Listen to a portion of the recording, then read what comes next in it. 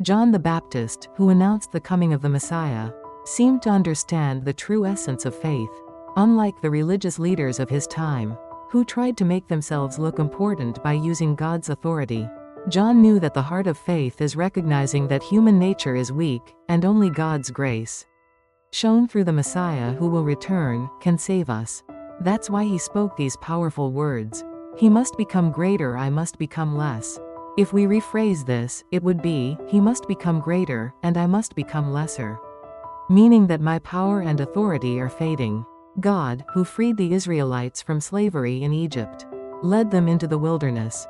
While in Egypt, they witnessed 10 miraculous signs and wonders. Ultimately, they even saw the Red Sea part as God made a way for them to escape.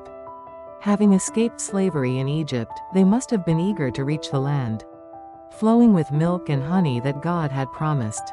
Trusting in God's promise, they likely anticipated enjoying the wealth and glory they had always dreamed of. But instead, all that lay before them was a harsh desert and bland manna.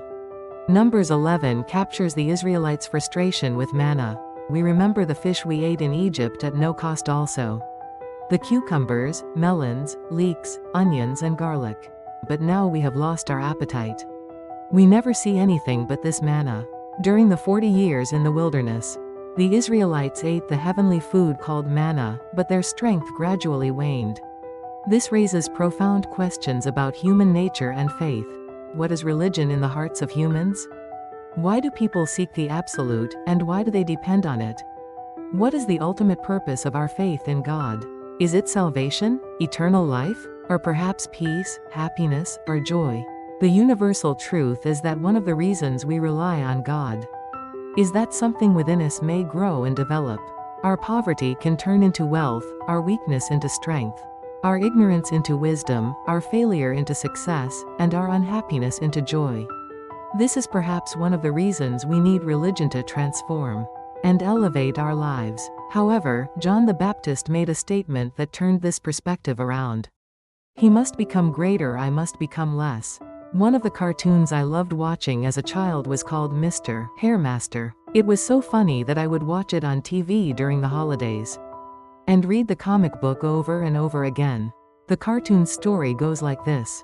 Matul, a disciple of the Taoist priest Nudok from a place called Nudoksan, was surprised to find that his master, whose shabby appearance matched his name, didn't teach him any Taoist magic as he had expected.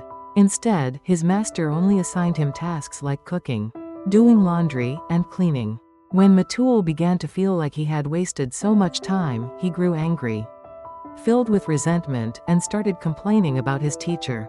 His hair would stand on end without him even realizing it. Every time this happened, his teacher would hit him on the head and tell him not to let his hair stand on end. Frustrated with his life under his teacher's guidance, Matul one day heard some news. The Taoist priest Hwang from a nearby village had taken on a young disciple and was teaching him many Taoist techniques. When Matul heard this news, his resentment towards his teacher only grew. However, one day, Matul had an epiphany. He realized his own ability. He discovered that his powerful magic was the ability to make his hair stand on end. For a long time, he had never considered this a form of magic. But now he saw it as something truly remarkable. He couldn't help but wonder, why hadn't his teacher taught him about this magic all along? Perhaps, in this moment, we can reflect on the greatness of John the Baptist's confession. Faith is not simply about making us strong. It is something much deeper and more valuable. In fact, faith may not be meant to make us strong, but rather to make us weak, to humble us and show us our dependence on something greater than ourselves. Isn't that why Paul says that when he is weak, he is truly strong? It's in our weakness, our humility, and our surrender that God's power is most clearly revealed. That is why, for Christ's sake, I delight in weaknesses, in insults, in hardships, in persecutions, in difficulties. For when I am weak, then I am strong. When I am weak, then I am strong. He must increase, but I must decrease. I want you to think deeply about the meaning of these words.